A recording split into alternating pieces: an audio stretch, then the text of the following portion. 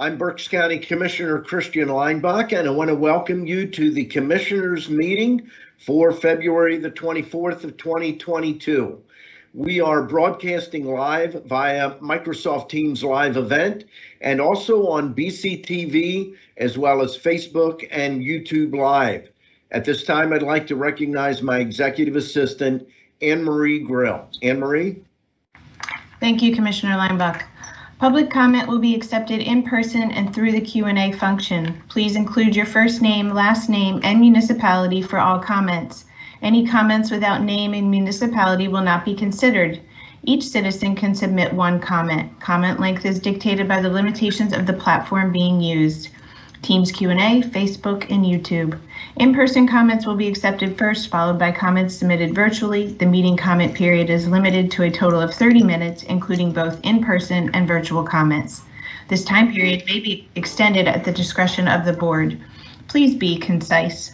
Comments that are germane to county business will be read during the meeting and should not be considered to be interactive dialogue with the commissioners. The county solicitor shall be the final arbiter of whether a comment is germane and should be read. Any commissioner response to public comment will be done at the discretion of the commissioners. Thank you very much. As we always do, we'll begin with a moment of silence followed by a pledge to the flag.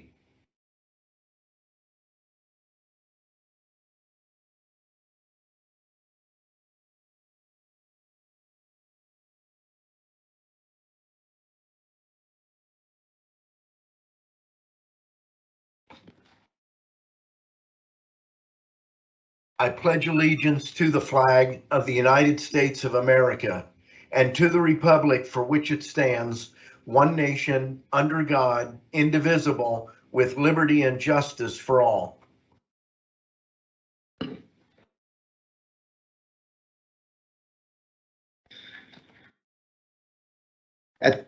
At this time, we'll turn to Brian Gottschall. Brian is the director of the Berks County Department of Emergency Services and the lead for the Berks County COVID-19 leadership team, and he'll be providing the Berks County COVID-19 data report. Brian? Good morning, Commissioners. Slightly longer report than the last few weeks, but we'll attempt to keep it terse. Taking a look at our our smooth 14-day cases, we continue to see a drop, not as precipitous as it had been over the last couple of weeks. And of course, we want to see that line going vertically down, but we are seeing it start to plateau out into a kind of new place of comfortableness. And we'll talk a little bit more about what that might mean later on. At a nationwide level, we are starting to see a number of counties move from that red to the various other colors. Again, we see CDC having a little bit of a problem calculating percentages, so we wouldn't get focused on that in the chart. But the middle column is important. We see that we're now down to about 85% of counties in the nation still being in high transmissibility. And just as a reminder, about 3 to 4 weeks ago, that number was, I believe, 99.8%. So we are seeing improvements as we start to roll out those high case days. With respect to our local hospitals, continued good news. I mean, we've seen an uptick in the numbers here from last week to this week at Tower, but I certainly don't think that's a significantly or statistically significant uptick, and it still represents where we have been.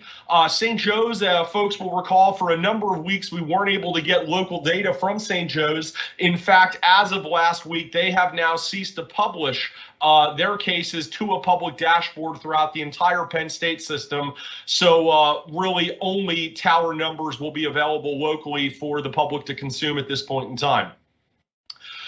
Please recall that we got rid of this slide a number of weeks ago as we saw this downturn over a period of weeks and mentioned that we would bring it back if the need dictated. We've now seen a hook in those numbers and an upward rise again. And you'll take note that the red line representing this year's flu season has a very different shape than any other shape that we've seen in prior years. So we did indicate to the public that we would bring this slide back if there was something noteworthy, felt that this was noteworthy this week, and brought it back for the public to be aware of, that we are seeing that uphook in flu cases.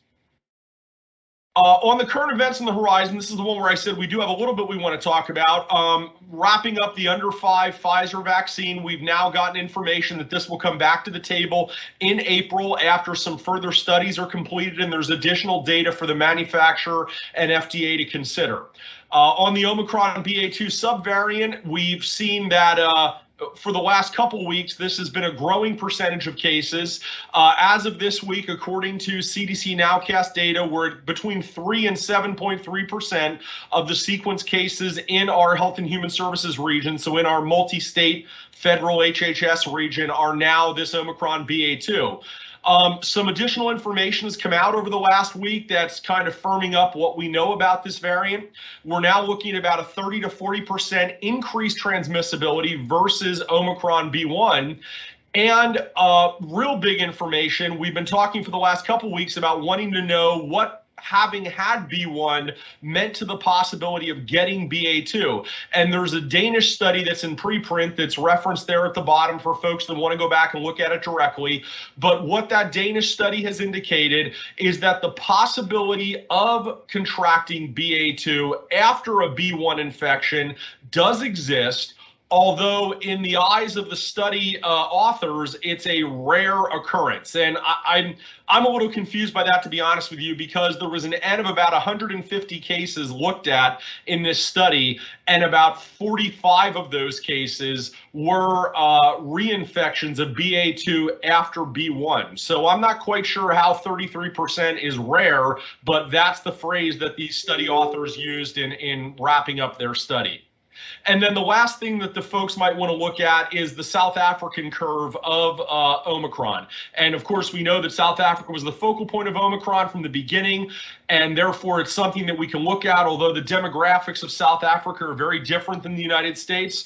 But what we've seen in South Africa is that the BA2 curve has risen up to match the downslope of the B1 curve. So said another way, we're not seeing like a big explosion of BA2 like we did B1. What we've seen is that curve rising up to meet the downward curve of B1. And what that's resulted in then is kind of a flattening out and a plateau of cases, which may be what we're starting to see here locally. Just very quickly to go back to our first case slide, we see this starting to flatten out, and we'll only understand more about that in future weeks. And I would encourage the folks to keep an eye on that and look at it. Just a reminder to everybody, we are doing drive-up testing here outside of DES at 2561 Burnville Road. We've gotten a commitment from DOH to extend that now through April 2nd. So the ongoing schedule will continue through April 2nd. And reminding everyone to please enter the site off of the Van Reed Road access side of the parking lot.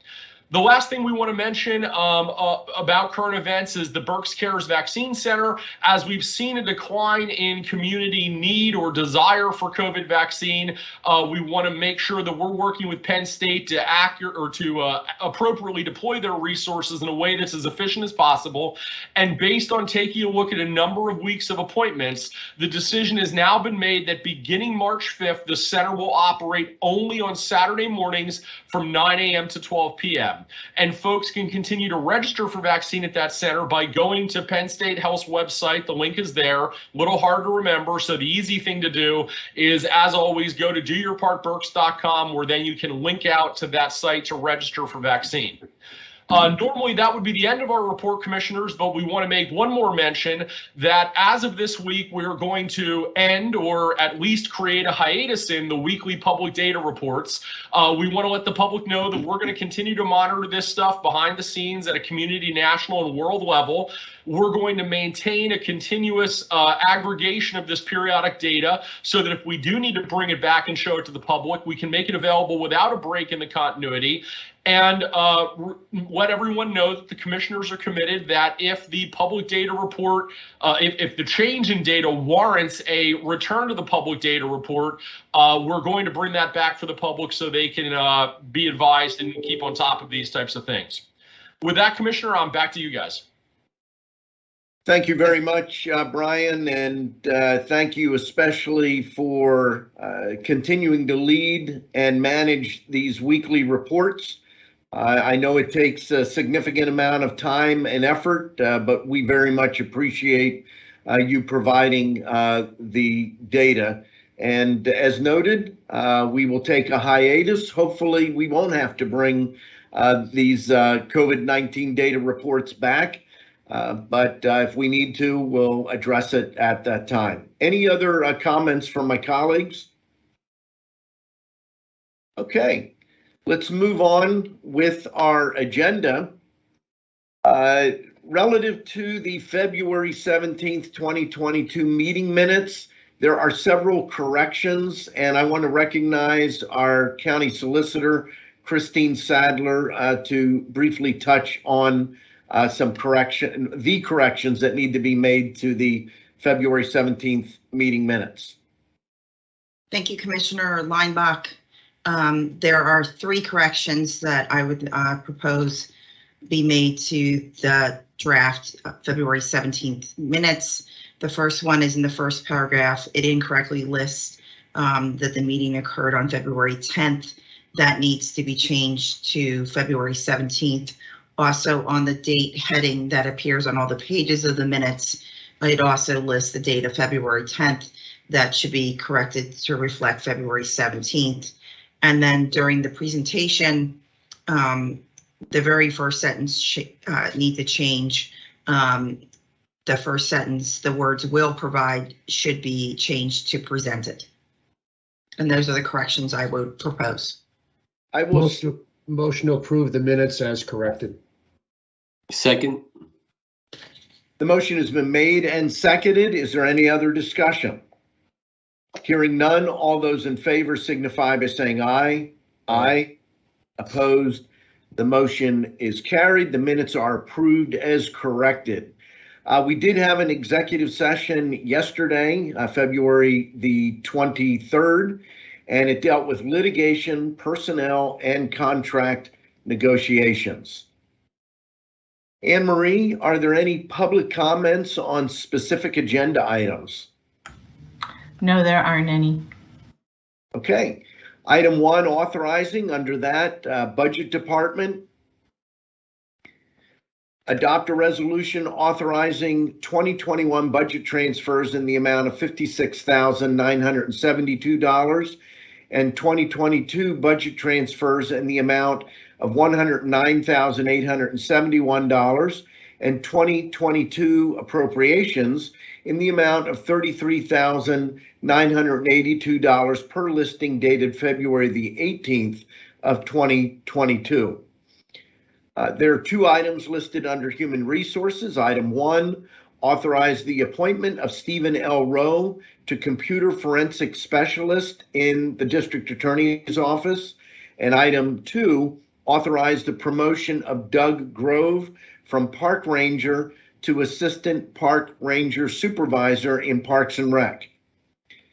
We have 2 items listed under the Commissioners. Item A, adopt a resolution authorizing the execution of a letter of support to the Pennsylvania Department of Transportation on behalf of Carbon County, the sponsoring agency for the grant funding for their grant application for the federal fiscal year 2023-2024 Community Traffic Safety Project Program.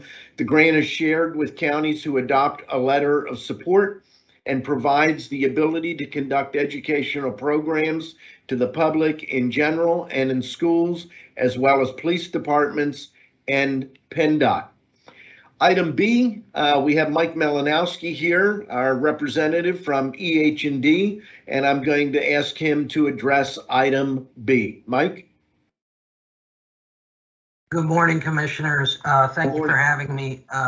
It's time of year for the Berks and Rehabilitation Center's renewal of their liability insurance program. The property insurance program is all part of the P Corp program that renews in June. Just to present the renewal, and I want to thank Christy and her team to getting our staff all the information they needed. Really, we're not recommending any changes. We've been with the Pelican program through CCAP for a long time. As you can imagine, the marketplace for insurance programs for nursing homes in general, let alone public nursing homes, is very tough. But we did do our due diligence because there was a lot of activity with the Pelican program, loss activity. We expected a rate increase. As Mr. Patrizio is aware and Ron is aware that we're about 11% over budget. Some of that's due to our occupancy rate this time last year is higher than it was last year. We're still not at the levels we were in 2020. So from a total spend, the premium's down versus 2020 because the occupancy rate has increased since last year. But the skilled bed rate's actually up 18% compared to prior years, as you know, because of the losses of the whole pool. We're still, you know, we talk to the marketplace, and our premium with Pelican is probably, you know, half is what it would be if we went to the standard marketplace. It's just a tough marketplace, and we've had some experience too, which obviously I won't get into here. But we did give some deductible options. We wouldn't recommend them based on our loss history, just because we think, you know, one claim that happens under this program eats up those costs pretty quickly. So we're just kind of recommend staying the course with Pelican. We do receive the maximum loss control discount credit because of some of our loss control measures. So we would ask the board just to approve the renewal, allow Christy to execute the agreement with Pelican and CCAP, and happy to answer any questions that the commissioners may have. Any questions or comments from my colleagues? No questions. Just if, Michael, you could briefly explain what Pelican is, because I know it's a special program through CCAP, but people may not know that. So if you just want to give a brief explanation as to what Pelican is.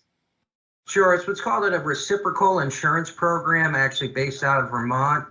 It's specifically designed to pool. At one point, it was to pool just county-owned nursing homes together. You know, the law of large numbers, in order to offer counties a competitive program, because it's a very expensive. If you go buy this insurance on the open market, it's not only tough to get, it's extremely expensive. So my goodness, Commissioner, we've been with Pelican, one of the original members with them, because of how expensive the costs were outside of the marketplace. But CCAP administers the program, goes out and gets the reinsurance for the program. So it's been very successful for the County of Berks, like our other program with the County Commissioners Organization. So they also know our business, Commissioner Rivera, and it helps when you have the insurance companies understand public nursing homes. So hopefully that helps. If you need any more information, I'd be happy to provide it. Yeah, and thank you. I just wanted so people understand this is a County Commissioners Association of Pennsylvania program. So that's one of the many other benefits that being a part of that organization has for the county. Oh, absolutely. It's been tremendous for a sized county like Berks. It's been a great partner for us. All right. Thank you. Thank you very much, Mike, and thank you to the EH&D team for always looking out for not just the county, but for our county taxpayers, because in the end, the savings is directly passed on to our taxpayers. Absolutely. Thank you all. Thanks for the continued partnership. Thank you.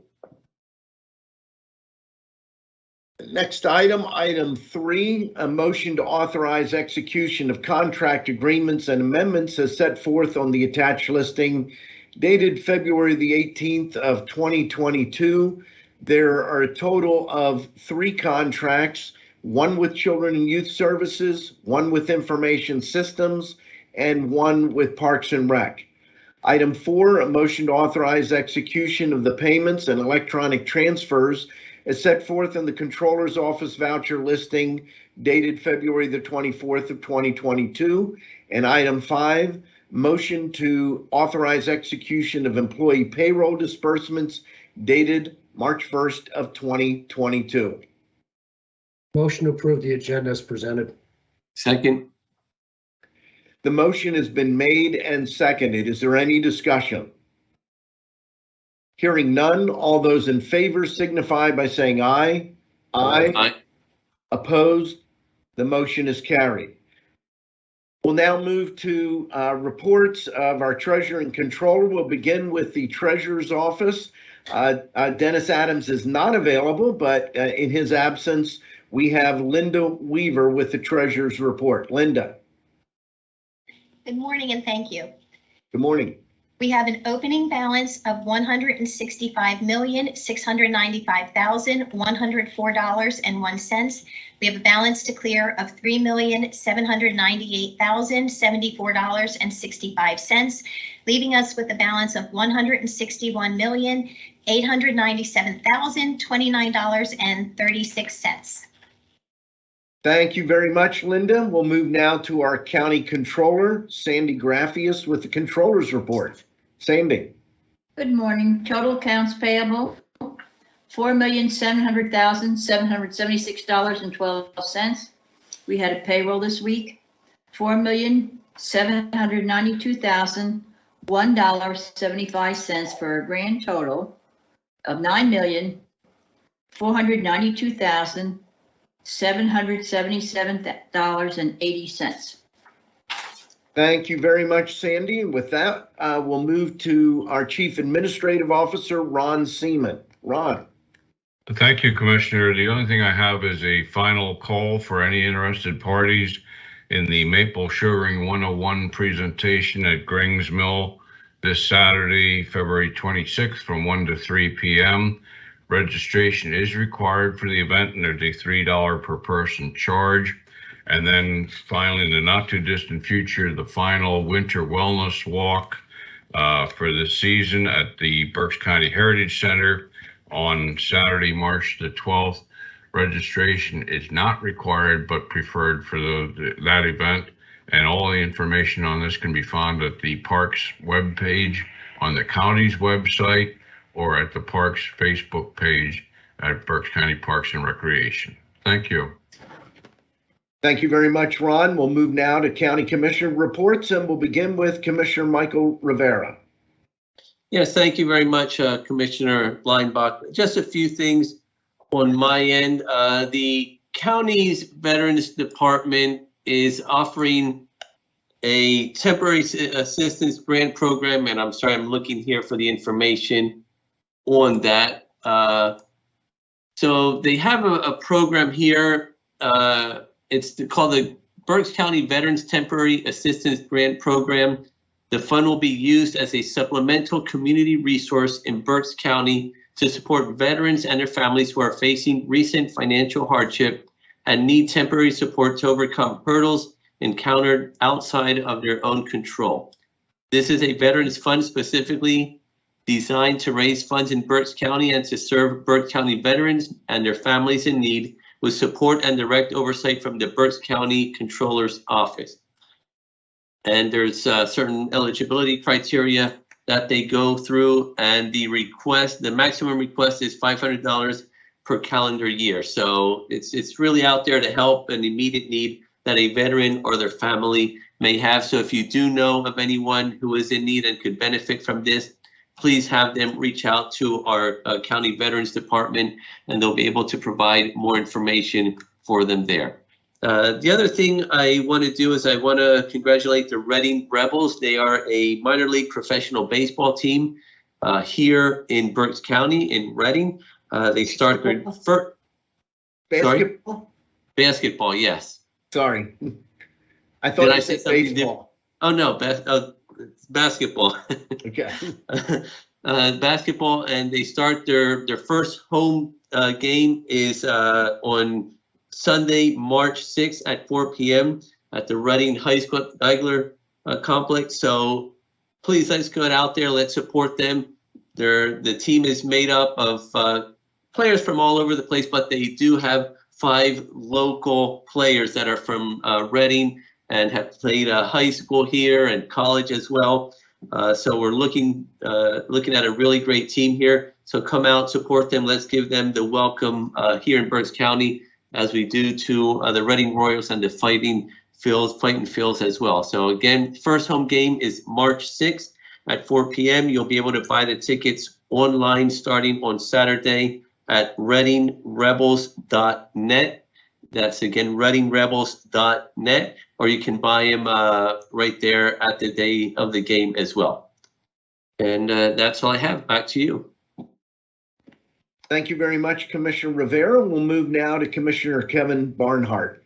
Boy, .net for a basketball team is quite appropriate, isn't it? Anyway. Never thought about that. One public notice I would like to make is our, excuse me, Berks County Correctional Facility Steering Committee kicked off our meeting yesterday with CGL in attendance.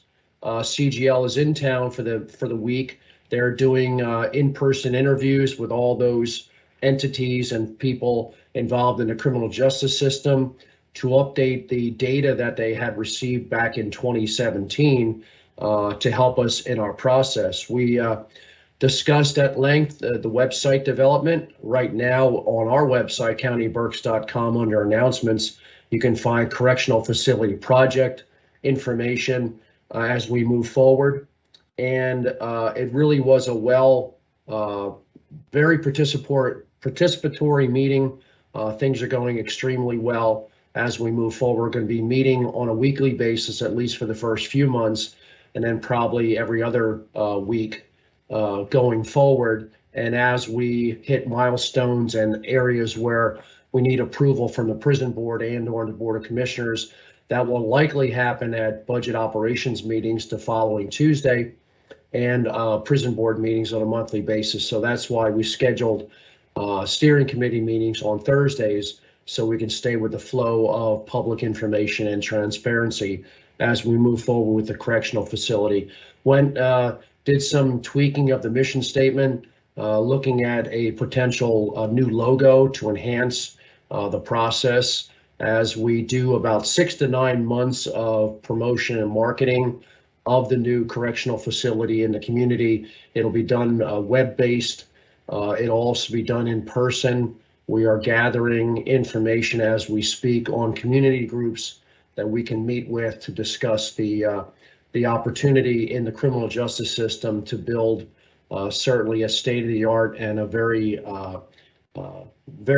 sorely needed correctional facility for the future. So as I get information, I will pass it on. There is no action necessary today, but there will be action probably in the June timeframe. Once we start to gather the information and look at the potential square footage and things like that of the new correctional facility, there will be actionable items, but nothing in the short term at this point. So thank you, and that's all I have at this point. Thank you. Thank you very much, Commissioner Barnhart and Commissioner Rivera. I just want to touch on one item. This past Monday, we celebrated President's Day. There's probably, for myself, no other president on which I've read more material, more books, watched more programs than that of Abraham Lincoln. And I'm posting a link in the published area of the Q&A. I watched over the course of several days the new History Channel 3-episode program titled Abraham Lincoln. I highly recommend it. I was impressed with the quality and the accuracy of the story of Abraham Lincoln. It literally takes him from his birth all the way to his assassination, and does it, I think, very effectively. There are a number of historians that weigh in at different points, and we often look at holidays as days off. Assuming you work for government, you get a lot of these days off. And I think it's worthwhile taking time to say, what are they about? And President's Day is really focused on George Washington and Abraham Lincoln. Some of you have heard me say this before. I do believe, without question, they are the two greatest presidents in the history of our country.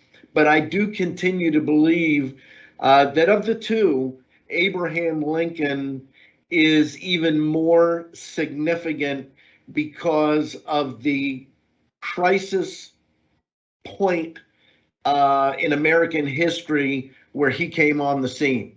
There's just so many incredible aspects to his leadership, and especially when you consider two people couldn't come from more different backgrounds than Abraham Lincoln and George Washington. So I would encourage you, take some time, read about Abraham Lincoln. If you're able to, check out the History Channel series on Abraham Lincoln.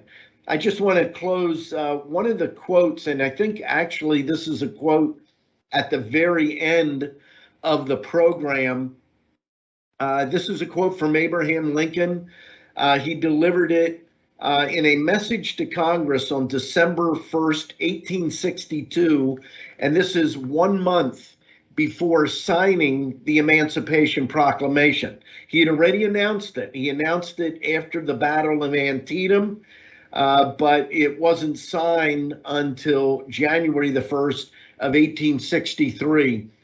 And within that message to Congress, there's this quote: "We, even we here, hold the power and bear the responsibility. In giving freedom to the slave, we assure freedom to the free, honorable alike in what we give and what we preserve. We shall nobly save or meanly lose the last best hope of earth." That's all that I have. At this time, are there any comments from our row officers? Hearing none, I happen to have the Q&A up, Anne Marie, and I see that there are no questions. So I would accept the motion to adjourn. So moved. Second? Our meeting stands adjourned.